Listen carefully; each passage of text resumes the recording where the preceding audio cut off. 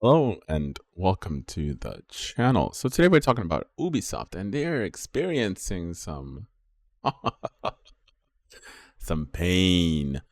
I remember Ubisoft back in the day where they used to make groundbreaking games that were amazing, like Splinter Cell. That was one hell of a game. I used to play a lot of uh, Ubisoft games back in the day. I used to play Splinter Cell. I played every single one. Chaos Theory.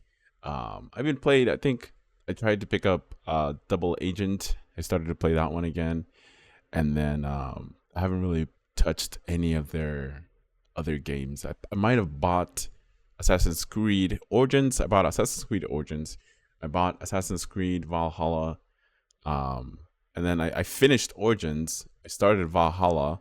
I think Black Flag was one of their best ones, but Assassin's Creed 1, 2, 3, I finished all that. The Ezio saga, I finished it.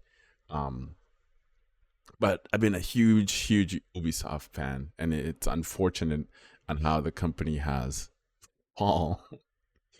Assassin's Creed Shadow is just one of their failures, or it's going to be one of their failures. But if they fix the game and do and correct all the mistakes that they have made from that game, there may be a chance that they can redeem themselves. Skull and Bones, that one was a complete fucking flop. Star Wars Outlaw, that was another game that they had a bunch of issues with. When it comes to the protagonist, honestly, like I said before on all my other videos, when it comes to gaming, I don't really care who your protagonist is as long as you give us a solid gameplay. And Ubisoft has been making nothing but slops left and right. I miss, like I even enjoyed what was that game where you get to hack different stuff? I finished that one. Even that game was decent. But I don't know what the hell happened to the company that we're used to. I think it just needs a change in leadership. I think if that change does happen, I mean, their shareholders are very unhappy because they're not making money. And the whole point of a business is to appease your shareholders. And the whole point of it is just growth. You're supposed to make as much money as you can. But unfortunately, when you start to get political with games, people tend to shy away from said games. Even Avatar Frontier did not do very well. Honestly, with Ubisoft games, if you're interested in purchasing them, just wait like a week or two and the games will go on sale, which is disappointing, especially for big corporations like Ubisoft, where they have a ton of different employees that they do have to pay. But anyway, let's go on to talk about Star Wars Outlaws and the improvements that they're going to have in the game. Big Star Wars Outlaw PS5 update takes aim at stealth performance. Title Update 2 is now available for Star Wars Outlaw. Ubisoft appears to have begun meaningful addressing the most common complaints we've seen, how stealth works. That said, it seems there is more drastic work to be done. But see, this is the problem. They should have just delayed this game, like what they're doing with Assassin's Creed Shadows, and fix some of those issues that people have issues with.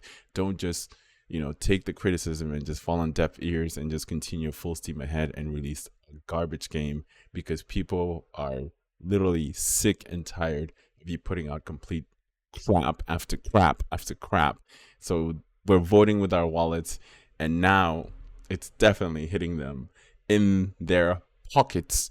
And once we do that, guess what? Now they have to change. Now they're fixing the issues. They delayed Assassin's Creed until next year. But will it be their saving grace? I highly doubt it. Skull and Bones was a complete fucking flop.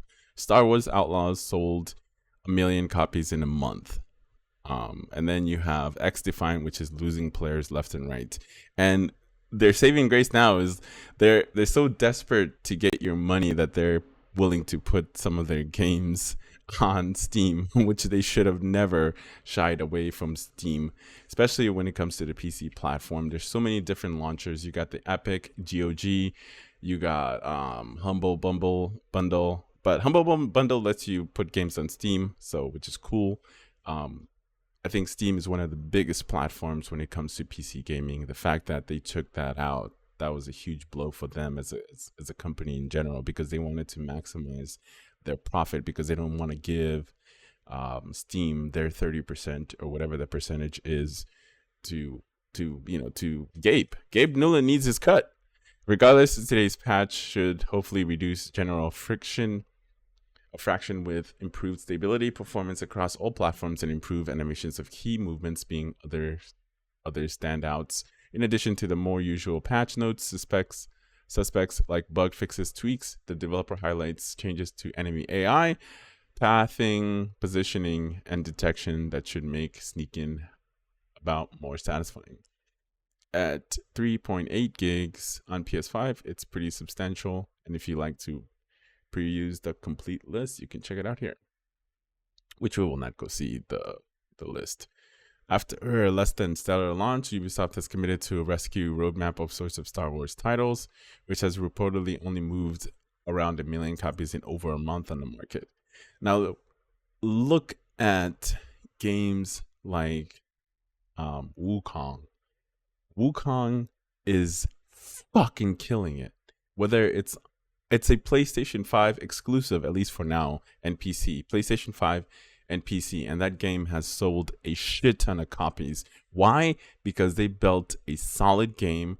Yes, it has its bugs and glitches, might be here and there, but that game looks absolutely stunning. The gameplay looks great. The story is decent, but people were just excited overall for a solid AAA game that didn't have a lot of issues. Lately, companies have been putting out these slops of games, and they just expect us to just take it. And well, they pushed us too far, and now they're finally reaping what they sow, which is we're not buying your shit anymore until you give us some sort of value. Another big changes that they made is the DLC is going to be included for free if you already pre-ordered the game. All the games will launch at the same time. There's not going to be any early copies of the game. So if you, as you remember before, you had to pay like an extra $130 just to get an early copy of the game. That's no longer going to be the case. The game is just going to have one release windows for all platforms, whether it's Xbox, PlayStation, and PC, all at once, which they should have done that. They should have just kept with that same roadmap and stop trying to milk your fans. Do something that's going to be beneficial to the gamers. Give us a solid story. Give us a stable game, and listen to fucking criticism when we're giving it to you. Don't take offense. Just leave politics out of video games. I don't know how many times they try to push their agenda and it ends up backfiring on a huge scale. And for God's sakes, put the model of the character, or put the model of the person that you're taking the photo of in your game. Don't try to change them into looking like a dude. That's what I mean by politics. Just abandon your DEI nonsense and your game will be successful. Otherwise, you're gonna end up like Suicide Squad, which is failing. Well, it failed in very epic proportion. Like, that game has lost Warner Brothers millions of dollars. I think it was like $100 million. They should have just Skull and Bones flop. X Defiant is on a decline. Star Wars Outlaws didn't sell 1 million copies in a month, while Wukong moved that in about a week. Even Space Marine is doing extremely well. Why? Because they gave us a solid game, solid gameplay, decent story, and none of that bullshit that we don't want in our fucking games. But let me know in the comments below. As always, make sure to like, subscribe, and I'll catch you in the next one.